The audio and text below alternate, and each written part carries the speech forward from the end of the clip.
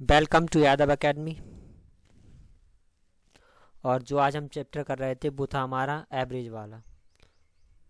तो औसत चैप्टर हम सॉल्व कर रहे हैं और पिछली वाली वीडियो में 70 तक क्वेश्चंस कर लिए थे। तो 70 के बाद वाले क्वेश्चंस इस वाली वीडियो में करेंगे। और जो किताब है वो है हमारी 2019 का एडिशन। ठीक है, तो 70 के बाद वाले क्वेश्चंस शुरू करते हैं। तो ये है हमारा 71वां सवाल। इस सवाल में दिया है एक उद्योग में सभी कर्मचारियों का औसत मासिक वेतन है वो है 12,000 और उनमें पुरुष कर्मचारियों का जो औसत वेतन है वो है 15,000 और जो महिला कर्मचारियों का वेतन है औसत वेतन है वो है 8,000 रुपये। तो पुरुष और महिला कर्मचारियों का अनुपात हमें निकालना है। तो सबसे पहले एक चीज़ याद रखिए कि जब भी कुल मासिक वेतन निकालना हो या कुल वेतन निकालना हो, जब भी कुल निकालना हो सबका योग, तो कुल हमेशा आता है वो आता है औसत गुणे कुल संख्या या कुल व्यक्ति जो कुछ भी दिए हों, कुल संख्या कुल व्यक्ति जो कुछ भी दिया हो, तो इससे उनका पूरा योग निकल आता है। यही औसत के लिए होता है। तो जो योग आएगा वो हमेशा औसत इंटू संख्या आती है। तो जो सभी कर्मचारी हैं उनकी जो मासिक आय है, जो सभी कर्मचारी हैं उनकी जो मासिक आय है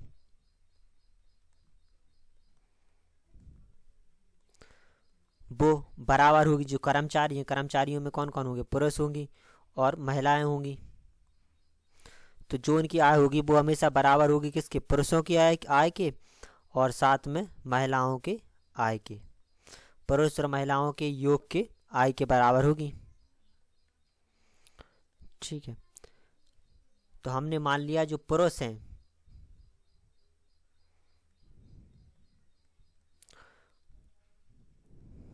वो हैं x, जो महिलाएं हैं वो हैं y। ये पुरुष और महिलाएं मान ली। जो सभी कर्मचारियों का जो औसत दिया है हमें वो दिया है 12,000, तो ये आ जाएगा हमारा 12,000 और जो टोटल कर्मचारी हैं वो है हमारे x प्लस के y। x पुरुष और y महिलाएं हैं तो टोटल कर्मचारी हो जाएंगे हमारे x प्लस के y और ये 12,000 है औसत, तो मल्टीप्लाई कर देंगे तो ये आ जाएगा हमारा सभी कर्मचारियों की आय। अब इसके बाद जो पुरुषों की आय होगी मासिक आय वो होगी, पुरुषों का औसत वेतन है 15,000 और जो टोटल पुरुष हैं वो है x, तो 15,000 गुणे x प्लस जो महिलाओं की है वो है 8,000, तो ये हो जाएगी 8,000 गुणे बाई, टोटल महिलाएं हैं वो हैं बाई। इसे सॉल्व कर लेंगे तो सबसे पहले इसमें से 3 जीरो कॉमन ले लेंगे तो ये 1,000 कॉमन आ गया, तो यहाँ पे बचेगा 15x प्लस का 8 बाई, ये 3 जीरो से 3 जीरो कट गए, मल्टीप्लाई कर देंगे तो ये आ गया हमारा 12x प्लस का 12 बाई बराबर में 15x प्लस का 8 बाई। 8 बाई को यहाँ पे ले गए, 12x को यहाँ पे ले आए, तो ये हो जाएगा हमारा 12 बाई माइनस का 8 बाई और ये हो गया हमारा 15x माइनस का 12x। घटा देंगे तो ये बचा हमारा 4 बाई बराबर ये आ गया हमारा 3x। इस 3 को ले जाएंगे इस तरफ और इस बाई को ले आएंगे इस तरफ, तो ये आ जाएगा हमारा 4/3 बराबर में x बटे बाई। x बटे बाई आ गया तो जो x अनुपात बाई है वो हमारा आ जाएगा, ऊपर 4 है तो ये हमारा 4:3 आ जाएगा। तो सवाल में उन्होंने हमसे पूछा है पुरुष और महिलाओं का अनुपात। तो x माना था हमने पुरुष और y मानी थी महिलाएं, तो जो पुरुष और महिलाओं का अनुपात है वो हमारा आ जाएगा 4:3।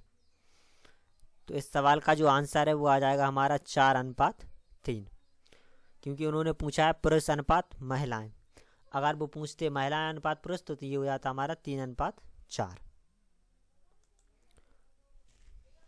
अब 72वां क्वेश्चन देखते हैं। इस सवाल में कह रहा है कि एक विद्यालय में 600 विद्यार्थी हैं और 600 विद्यार्थियों में लड़कों की जो औसत आयु है वो है 12 वर्ष और जो लड़कियों की औसत आयु है वो है 11 वर्ष, और उस विद्यालय में कुल औसत आयु 11 वर्ष 9 महीने है। तो विद्यालय में हमें लड़कियों की संख्या कितनी है वो निकालनी है। तो सबसे पहले हम मान ले रहे हैं, माना जो लड़कियों की संख्या जो निकालना है उसी को लिख ले रहे हैं। लड़कियों की संख्या मान ली हमने x है, तो जो लड़कों की संख्या होगी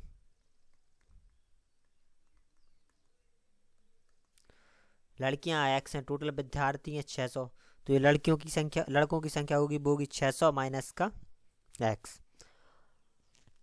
अब उन्होंने कहा जो 600 विद्यार्थी हैं उनकी औसत आयु है 12 वर्ष, यानी कि जो कुल विद्यार्थियों की आयु है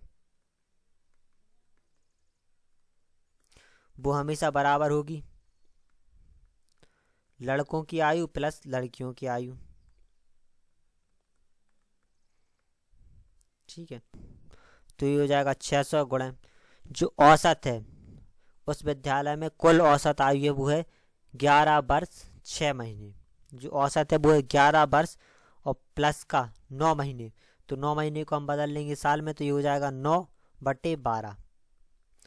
जब भी अगर महीने दिए हों, जैसे ये 9 महीने दिए, तो इसे अगर हमें साल में बदलना है तो इसमें हम 12 से भाग दे देंगे, तो ये हो जाएगा 9/12 वर्ष। तो ये था 11 वर्ष 9 महीने, तो 11 वर्ष प्लस का 9 महीने के लिए 9/12। जो लड़कों का औसत है वो है 12 वर्ष, लड़कों की औसत आयु है 12 वर्ष, और जो टोटल लड़के हैं वो है हमारे 600 माइनस के x। जो लड़कियों का औसत है वो है 11 वर्ष, और जो टोटल लड़कियां हैं वो है x, तो 11x हो जाएगा।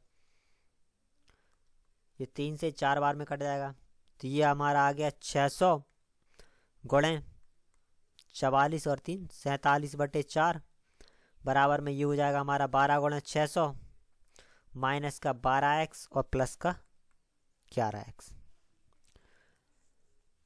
ये आ गया। इसके बाद ये 4 से कट जाएगा, इन दोनों का मल्टीप्लाई कर लेंगे, तो मल्टीप्लाई करने पे ये आ जाएगा हमारा 7050 बराबर इन दोनों का कर लेंगे तो ये आ जाएगा हमारा 7200 माइनस का ये घट जाएंगे तो बचेगा x।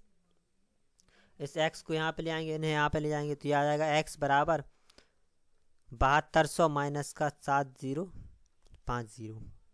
ये आ गया, घटा देंगे तो x बराबर हमारा आ गया 150।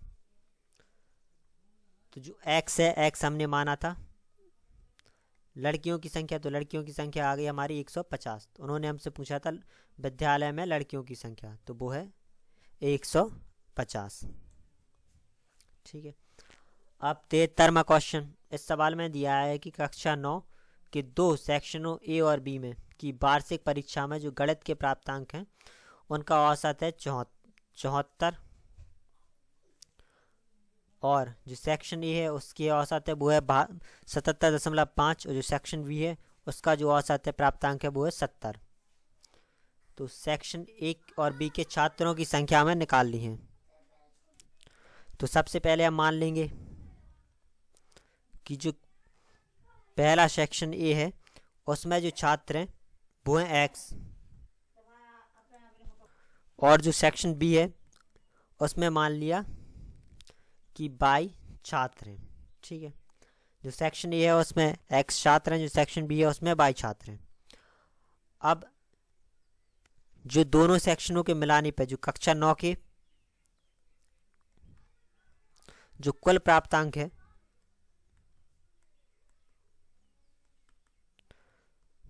है वो हमेशा बराबर होगा सेक्शन ए के प्राप्तांक और प्लस में सेक्शन बी के प्राप्तांकों के। ठीक है, तो जो कक्षा 9 के जो कुल प्राप्तांक है उसका औसत दे रहे हैं वो कितना 74। तो औसत है 74 और टोटल जो छात्र हैं वो सेक्शन ए में x थे और सेक्शन बी में y, तो ये हो जाएंगे x प्लस का y। और जो ए का प्राप्तांक है तो सेक्शन ए के जो प्राप्तांक है उनका औसत है 77.5, और जो टोटल ए में स्टूडेंट हैं वो हैं हमारे x, तो 77.5 गुणा x हो जाएगा। और जो बी के हैं उसका औसत है 70, और जो कुल विद्यार्थी हैं वो हैं 22। तो ये हो जाएगा 70 गुणे 22। मल्टीप्लाई कर लेंगे तो ये आ जाएगा हमारा 74x प्लस का 74y बराबर में 77.5x प्लस का 70y। तो इस 70y को यहाँ पे ले आएंगे, 74x को यहाँ पे, तो ये हमारा हो जाएगा 74y माइनस का 70y बराबर में 77.5x और माइनस का 74x। सब्सट्रैक्ट कर देंगे तो ये हमारा यहाँ पे बचा 4y बराबर ये बचा हमारा 3.5x। इस 3.5 को यहाँ पे ले गया तो ये हो गया 4/3.5 बराबर में x/y। ये गुणा में था, भाग में पहुँच गया, ये भी गुणा में था तो ये भाग में आ गया। पॉइंट हटाएंगे तो ऊपर आ गया 2 0, एक 0 आ जाएगा, ये 2 बार में कट जाएगा, 5 से कट जाएगा और ये भी 5 से कट जाएगा तो ये कट गए। तो ये हम आज 4 दूनी 8/7। तो जो x/y है वो हमारा आ गया 8/7। अब सवाल में उन्होंने पूछा है ए और बी के छात्रों की संख्या का अनुपात। जो ए के छात्र थे वो x, बी के थे वो थे हमारे y। तो ये जो x था वो था हमारा ए के और ये थे बी के। तो जो x अनुपात y आया वो आ गया हमारा 8:7। ये ए के छात्र हैं, ये बी के छात्र हैं, तो जो ए अनुपात बी आया, ए के और बी के छात्रों का अनुपात आया वो आ गया हमारा 8:7। तो इसका आंसर हो जाएगा हमारा 8:7। ठीक है। और अगर ये बी अनुपात ए पूछता तो यही सवाल का हमारा आंसर हो जाता 7:8। लेकिन उसने पूछा है ए अनुपात बी, तो इसका आ जाएगा हमारा 8:7। अब 74वें सवाल में कह रहा है कि एक स्कूल में 180 छात्रों का जो औसत भार है वो 50 किलोग्राम है। जो लड़कों का औसत भार है वो है 60 किलोग्राम, जो लड़कियों का भार है वो है 45 किलोग्राम। तो स्कूल में लड़के और लड़कियों की संख्या ज्ञात करनी है। तो सबसे पहले हमने मान लिया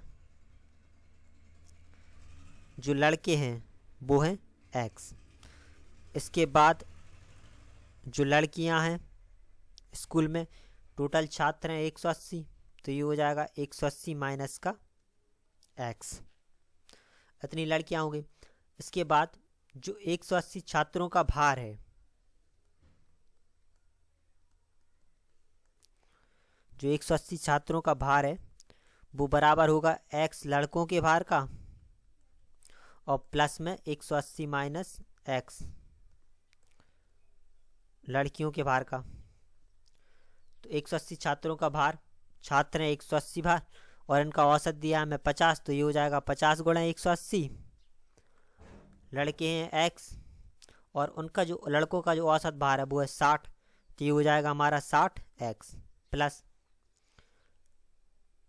लड़कियों का औसत भार है 45 किलोग्राम और टोटल उनकी संख्या है वो 180 माइनस का x, तो ये हो जाएगा 45 गुणा 180 माइनस का x। मल्टीप्लाई कर लेंगे तो ये हो गया 50 गुणा 180, ये हमारा है 60x, ये हो जाएगा 45 गुणा 180 माइनस का 45x। इस पूरे को यहाँ पे ले आएंगे तो ये हो जाएगा हमारा 50 गुणा 180 माइनस का 45 गुणा 180 बराबर में 60x माइनस का 45x।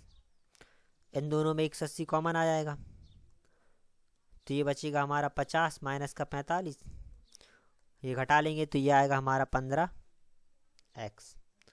तो ये हमारा 180, 50 में से 45 घटा देंगे तो ये बचा 5 बराबर में 15x। तो ये हो गया हमारा 180 गुणा 5/15 बराबर में x। तो ये 5 से कट जाएगा 3 बार और ये कट जाएगा 6 बार। तो जो x का मान निकला हमारा वो निकल आया 60। तो x निकल आया हमारा 60। तो जो लड़कों की संख्या निकल आई हमारी 60। अब जो लड़कियों की संख्या आएगी वो आएगी 180 माइनस का 60 यानी कि 120। तो उसने हमसे पूछा है लड़कों की और लड़कियों की संख्या, तो लड़के हैं 60 और लड़कियां हैं 120। 75वां सवाल देखते हैं। इस सवाल में कहा है कि एक संस्था में सभी कामगारों के प्रति व्यक्ति औसत वेतन है वो है 60, और जो 12 अधिकारी हैं उनका जो औसत वेतन है, तो जो 12 अधिकारियों का औसत वेतन है वो दिया है मैं 400, तो शेष प्रति व्यक्ति औसत 56 है। तो हमें संस्था में शेष कामगारों की कुल संख्या कितनी है बतानी है। तो सबसे पहले हमने मान लिया जो संस्था में शेष कर्मचारी हैं,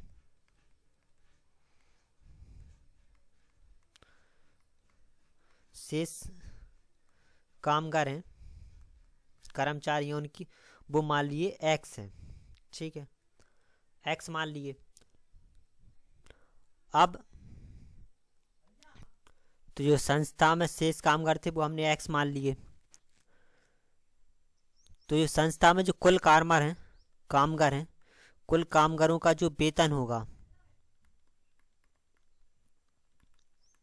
जो मासिक वेतन होगा वो बराबर होगा 12 अधिकारियों के, 12 अधिकारी और जो बाकी के बच्चे प्लस में x जो शेष कामगार हैं उनका।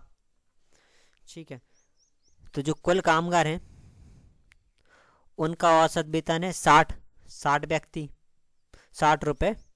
तो ये 60 रुपये, और जो टोटल कामगार हैं वो हैं 12 अधिकारी और प्लस के x शेष। इसके बाद जो 12 अधिकारी हैं उनका औसत वेतन है 400 रुपये, तो ये हो जाएगा 12 गुणे 400 प्लस जो x का वेतन है वो है 56 रुपये, तो ये हो जाएगा 56 गुणे x। ठीक है, तो अब इसके बाद इन सब का मल्टीप्लाई कर लेंगे, तो 12 का 60 में मल्टीप्लाई कर देंगे तो ये आ गया 720 प्लस का 60 x बराबर ये हो गया हमारा 4800 प्लस का 56 x, ये आ गया। इस 56 को यहाँ पे ले गए, इस 420 को यहाँ पे, तो ये हमारा हो जाएगा 60x माइनस का 56x बराबर में 4800 माइनस का 720, तो ये बचा हमारा 4x, और ये बचेगा हमारा 4080। 4 से 4080 कट जाएगा 1020 बार, तो जो x का मान आया वो आ गया हमारा 1020, यानी कि जो शेष कामगार हैं वो हमारे निकल आए 1020 व्यक्ति। और उसने पूछा था संस्था में शेष कामगारों की कुल संख्या कितनी है, तो जो शेष कामगारों की कुल संख्या है वो है हमारी 1020, तो इसका जो आंसर आएगा वो आएगा हमारा 1020। जबकि जो किताब है उसमें आंसर शीट में दिया है 1032, क्योंकि उन्होंने ये 12 अधिकारी भी जोड़ दिए, लेकिन उसने पूछा है शेष कामगार ना कि कुल कामगार। अगर वो यहाँ पर शेष के बदले लिखता कुल कामगार तो ये होता, लेकिन उसने लिखा है शेष कामगार, तो इसलिए हमारा 1020 ही आएगा, तो ये वाला आंसर नहीं आएगा। ठीक है, तो अब हमारा 76वां क्वेश्चन, इसमें दिया है कि एक विद्यालय की परीक्षा में लड़कों का औसत अंक 71 और लड़कियों का 73 है। परीक्षा में सारे विद्यार्थियों का जो औसत है वो है 71.8। तो परीक्षा देने वाले लड़कों और लड़कियों की संख्या का अनुपात बताना है, उनका अनुपात बताना है हमें। तो सबसे पहले हमने मान लिया जो लड़कों की संख्या है वो है x, और जो लड़कियों की संख्या है वो मान ली y है। ठीक है, तो जो कुल अंक होंगे वो हमेशा बराबर होंगे लड़कों के अंक, x लड़कों के अंक प्लस के y लड़कियों के अंक।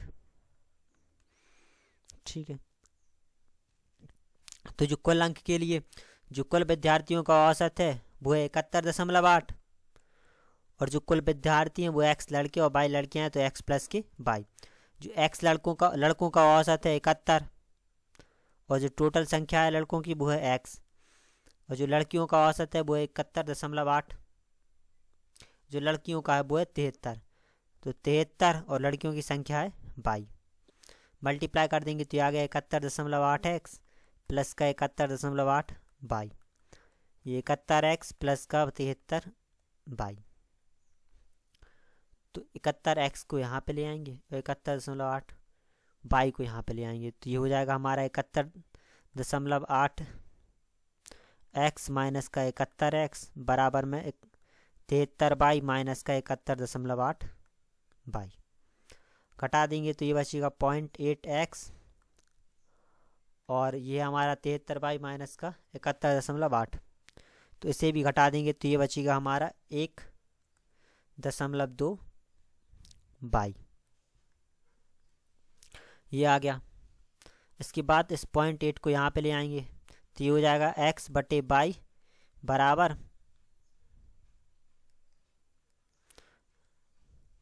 1.2 बटे 0.8। दशमलव से दशमलव कट जाएगा, ये कट जाएगा हमारा 4 से 3 बार में, ये कट गया 2 बार में। तो जो x बटे y है वो हमारा आ गया 3/2।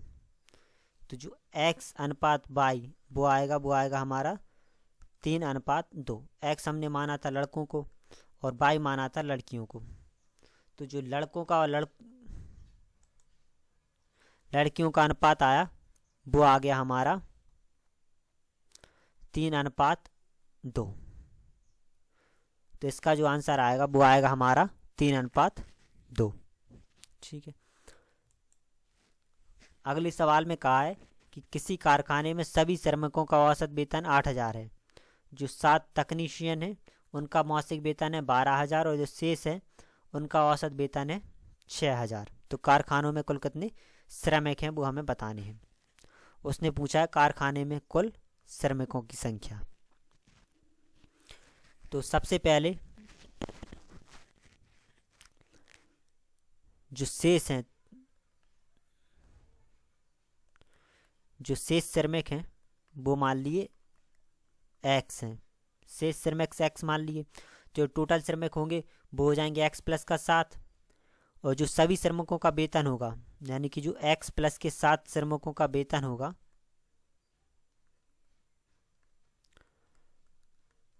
वो बराबर होगा 7 तकनीशियनों के और प्लस में 7 तकनीशियनों के और प्लस में जो शेष श्रमिक हैं उनके, जो x शेष श्रमिक हैं उनके वेतन के। तो जो श्रमिकों का कुल वेतन आएगा उसका औसत दिया है हमें 8,000। तो ये 8,000 और इनकी जो संख्या है वो है x प्लस का 7। इसके बाद जो 7 तकनीशियन हैं इनका औसत वेतन है वो है 12,000। तो 7 तकनीशियनों का हो जाएगा हमारा 12,000 गुणा 7 और जो शेष बचे उनका है 6,000। तो ये हो जाएगा 6,000 गुणे x। तो इसमें सबसे पहले हम 1,000 कॉमन ले लेंगे तो ये बचेगा 12 गुणा 7 प्लस का 6x। 1,000 से 3 0 से 3 0 कट गया तो मल्टीप्लाई कर लेंगे तो ये आ गया हमारा 8x प्लस का 56 बराबर 12 7 का मल्टीप्लाई कर देंगे तो ये आ गया 84 प्लस का 6x। इस 8x को यहाँ पे ले आएंगे, इस 56 को यहाँ पे, तो 8x माइनस का 6x हो गया। ये 84 माइनस का 56 घटा देंगे तो ये बचा 2x बराबर, इसमें से घटा दिया तो ये बचा हमारा 28। तो x बराबर आ गया 14। ठीक है। तो जो शेष श्रमिक आए थे वो हमारे निकल आए 14। अब वो पूछ रहा है कारखाने में कुल कितने श्रमिक हैं। तो उसने पूछा हमसे कुल श्रमिक। जो शेष श्रमिक हैं वो हैं हमारे 14। इसके बाद 7 हमारे हैं तकनीशियन। तो जो कुल श्रमिक होंगे हमारे वो हो जाएंगे 14 प्लस के 7 यानी कि 21। तो जो कुल श्रमिक हैं वो हैं 21। अब इस सवाल में दिया है कि 9 संख्याओं का औसत 50 है, पहली 5 संख्याओं का औसत 54 है और अंतिम 3 संख्याओं का औसत 52 है। तो छठी संख्या में निकालनी है। सबसे पहले हमारे पास 9 संख्या दी है तो 1 2 3 4 5 6 7 8 9 ये 9 संख्याएं हैं। अब वो कह रहा है 9 संख्याओं का औसत 50 है तो इन सब का औसत 50 दिया है हमें। अब जो पहली 5 संख्याएं हैं उनका औसत है 54। तो पहली 5 यानी कि इन पांचों का जो औसत है वो हमें दिया है 54। इसके बाद जो अंतिम 3 है उनका औसत दिया है 52। अंतिम 3 यानी कि इन तीनों का दिया है हमें 52। अब इसके बाद हमें छठी संख्या निकालनी है यानी कि 6वीं संख्या बतानी है। तो सबसे पहले हमने मान लिया जो 6वीं संख्या है वो x है। ठीक है, जो 6वीं संख्या है वो हमारी x है। तो अब जो 9 संख्याओं का योग होगा, तो जो 9 संख्याओं का योग होगा वो बराबर होगा किस किस के? ये 5 संख्याओं के, पहली 5 संख्याओं के प्लस 6वीं संख्या के और प्लस अंतिम 3 संख्याओं के। ठीक है, तो जो 9 संख्याओं का योग होगा, जो इन 9 संख्याओं का योग होगा वो बराबर होगा किसका? पहली 5 जोड़ दो, फिर 6वीं जोड़ दो, फिर आखिरी की 3, तो इसके बराबर होगा। तो ये 9 संख्याओं का योग औसत दिया है 50, संख्याएं हैं 9, तो ये हो जाएगा 50 गुणे 9 बराबर पहली 5 का औसत है 54, तो ये हो जाएगा 54 औसत दिया है, टोटल संख्या है 5। 6वीं संख्या हमने x मान ली तो x, आखिरी की 3 संख्याओं का औसत है 52, संख्याएं हैं 3, तो ये हो जाएगा 52 गुणे 3। अब इन सब का मल्टीप्लाई कर लेंगे, तो मल्टीप्लाई करने पे आ गया हमारा 450। इन दोनों का मल्टीप्लाई कर लेंगे तो ये आएगा 270 प्लस का x प्लस का 156। तो ये 450 बराबर इन दोनों को जोड़ लेंगे इससे और इससे, तो ये हमारा आ जाएगा 426 प्लस का x। 426 यहाँ पे ले गए तो ये प्लस का है, माइनस का पहुँच जाएगा, घट जाएगा, तो जो x बराबर में है वो हमारा आ जाएगा 24। x आ गया 24, यानी कि जो 6वीं संख्या है वो निकल आई हमारी 24। तो उसने हमसे छठी संख्या पूछी थी, तो छठी संख्या हमारी निकल आई 24। ये हमारा 79वां क्वेश्चन है। इसमें दिया है कि 9 संख्याओं का औसत 30 है, प्रथम 5 का 25, अंतिम 3 का 35, तो छठी संख्या में बतानी है। बिल्कुल पिछले वाले की तरह है, इसमें हमें 9 संख्याएं दी हैं। शुरू की 5 का औसत, शुरू की जो 5 संख्याएं हैं इनका औसत दिया है 25, तो जो इनका योग होगा वो होगा 25 गुणे 5। ये 6वीं संख्या दी है तो 6वीं संख्या हमने x मान ली। अब ये दिया है हमें अंतिम 3 संख्याओं का औसत, ये हमें दिया है 35, तो छठी संख्या में बतानी है। तो इन तीनों का योग होगा 35, औसत दिया है, टोटल संख्या है 3, तो ये हो गया 35 गुणे 3। अब जो टोटल 9 संख्याएं हैं, तो जो 9 संख्याओं का योग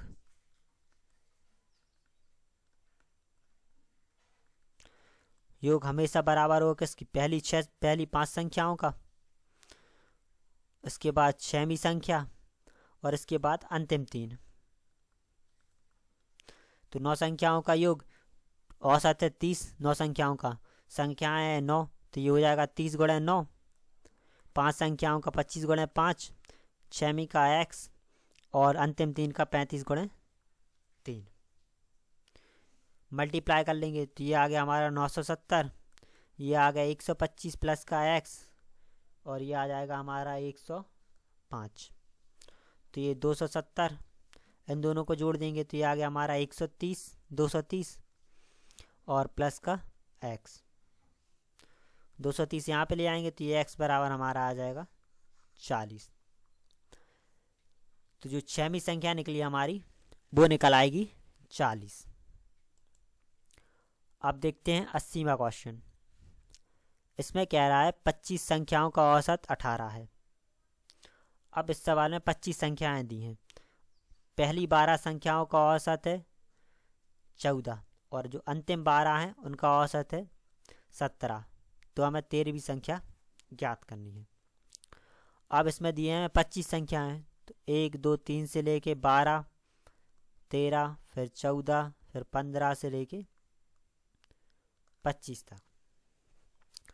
अब उसने कहा है कि जो प्रथम 12 संख्याओं का औसत है 14, शुरू की 12, यानी कि यहाँ से लेके यहाँ तक 12वीं संख्या तक जो औसत है वो है 14। तो यहाँ से लेके यहाँ तक जो योग होगा वो हो जाएगा 14 गुणे 12। अब अंतिम 12, तो अंतिम 12 शुरू होगी 25 से। टोटल संख्याएं हैं 25, 25 से शुरू होंगी, तो ये 12 यहाँ हमारी आएंगी 14 तक। ठीक है, तो ये 14 तक आएंगी 12 संख्याएं। इनका औसत दिया है 17, तो ये हो जाएगा 17 गुणे 12, क्योंकि संख्याएं हैं 12, औसत दिया है इनका 17। और ये 13वीं संख्या है, इसे हमने मान ली x।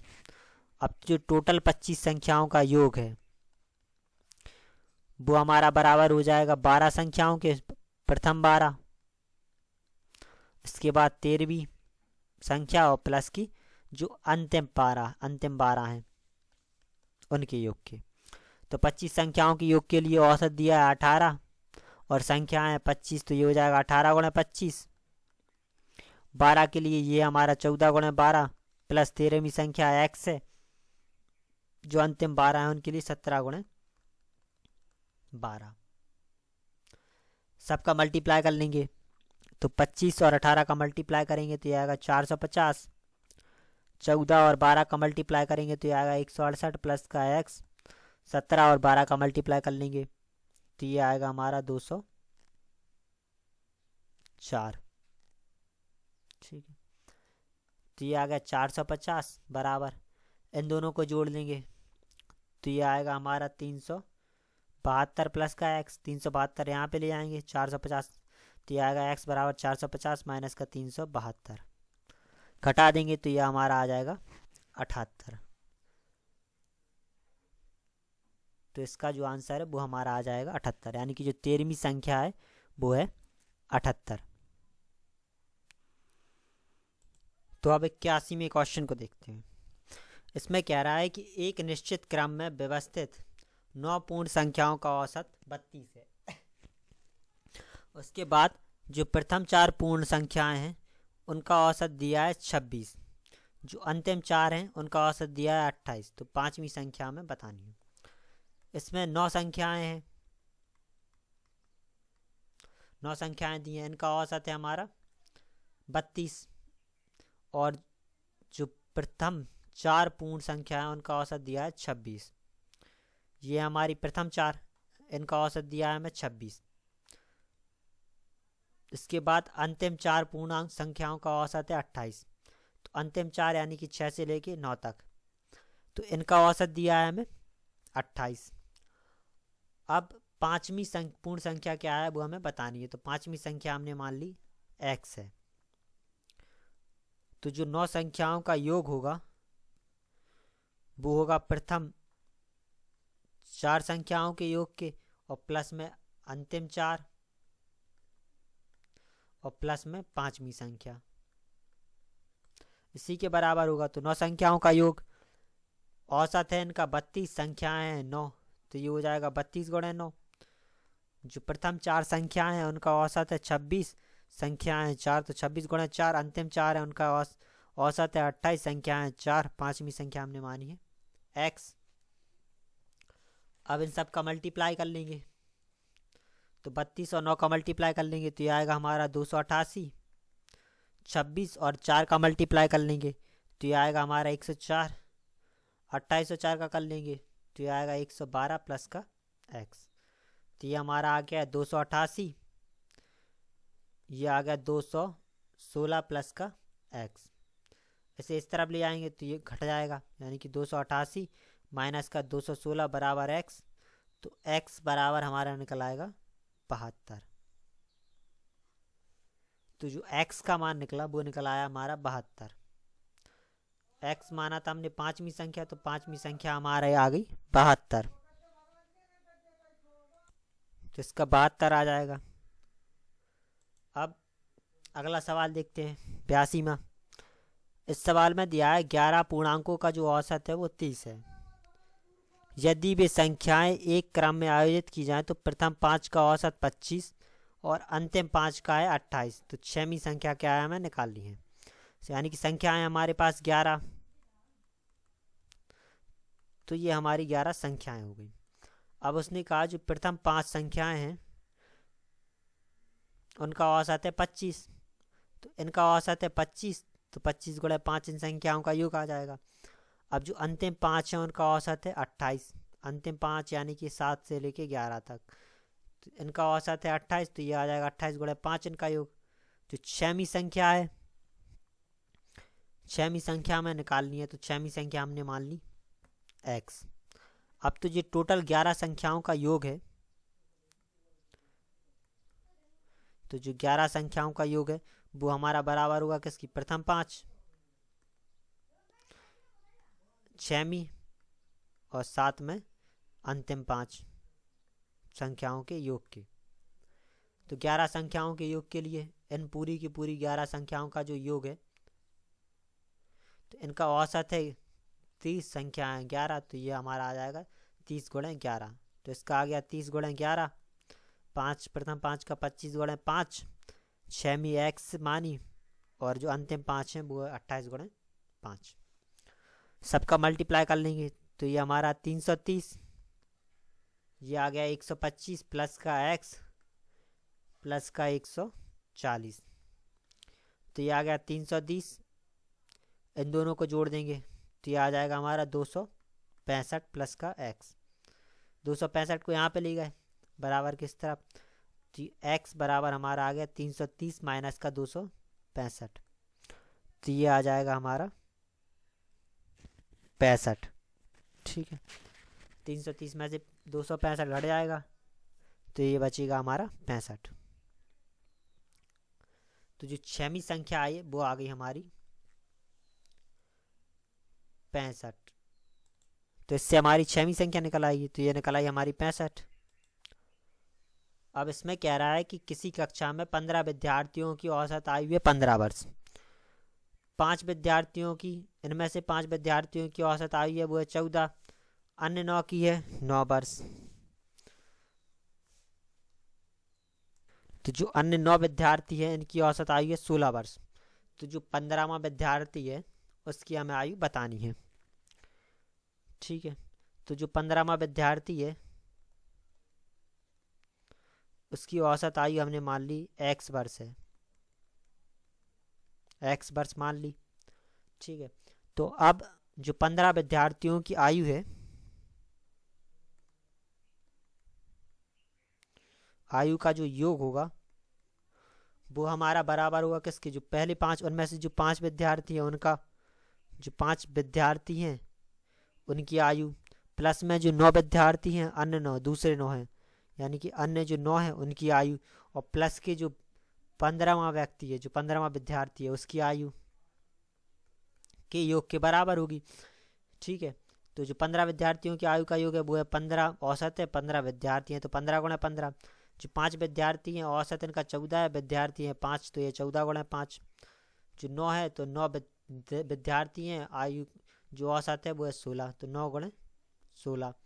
जो 5 15वां है उसे हमने माना था x, मल्टीप्लाई कर लेंगे तो ये हमारा 225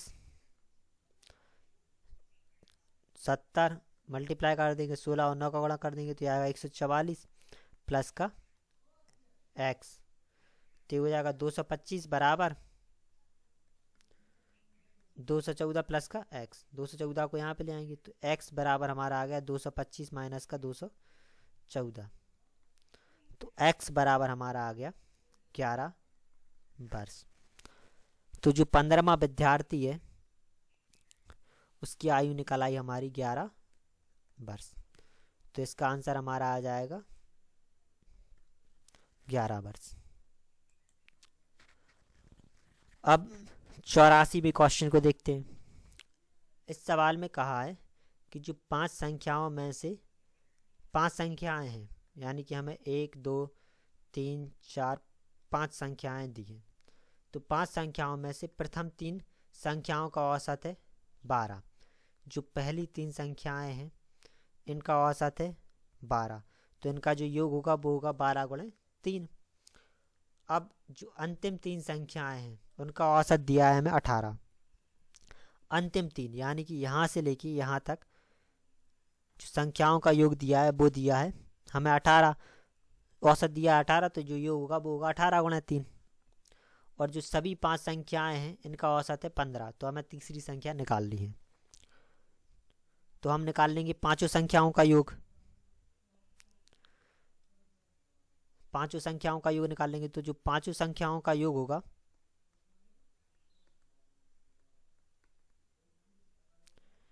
जो पांचों संख्याओं का योग होगा वो हमेशा क्या क्या होगा,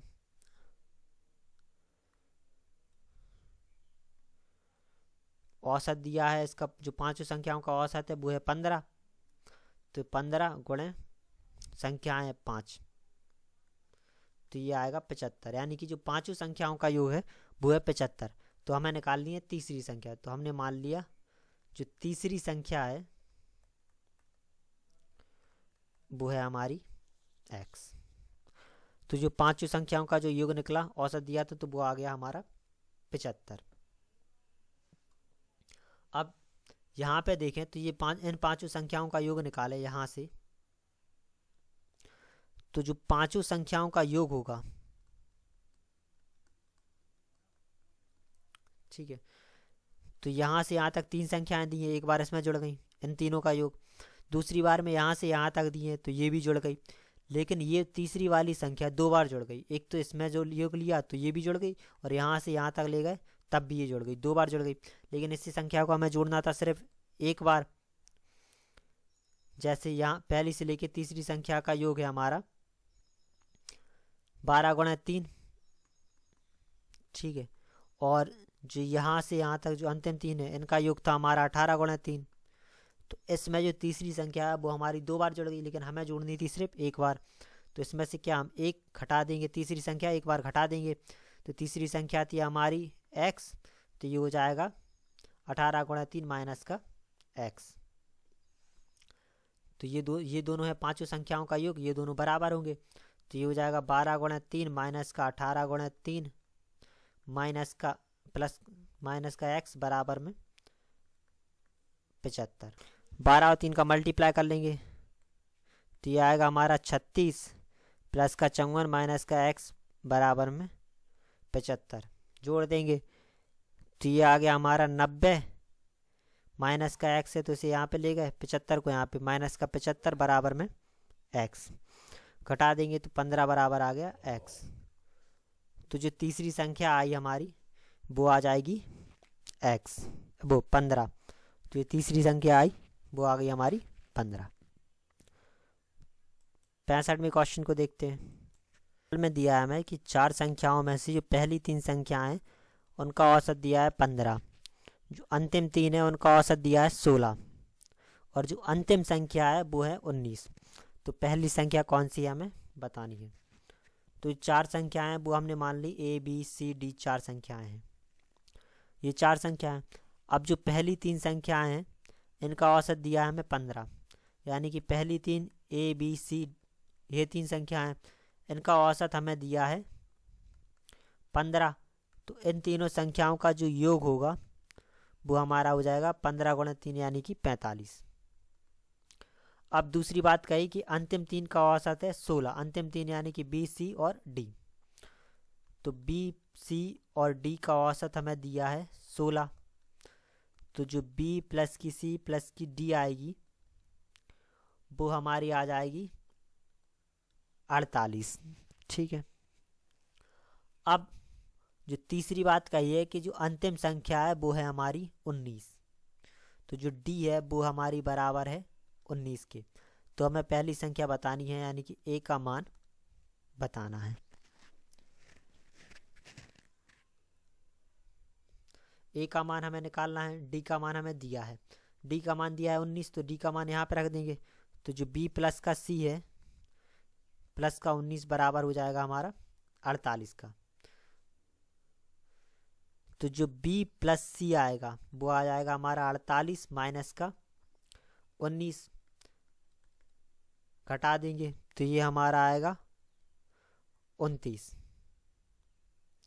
ठीक है, तो ये बचा हमारा 29, बी प्लस का सी आ गया हमारा 29। तो इस बी प्लस सी की जगह हम इसको रख देंगे 29 को, तो ये आ जाएगा ए प्लस का 29 बराबर 45। तो ए बराबर हमारा आ जाएगा 45 माइनस का 29। तो ए बराबर हमारा आ गया 45 माइनस का 29। तो 45 में से 29 घटा देंगे, तो घटाने पे ये हमारा आ गया 16। तो जो ए का मान निकला हमारा वो निकल आया 16। पहली संख्या पूछी थी तो पहली संख्या हमारी निकल आई 16। ठीक है, तो इस वीडियो में यहीं तक क्वेश्चंस, आगे के क्वेश्चंस हम अगली वाली वीडियो में करेंगे। Thank you.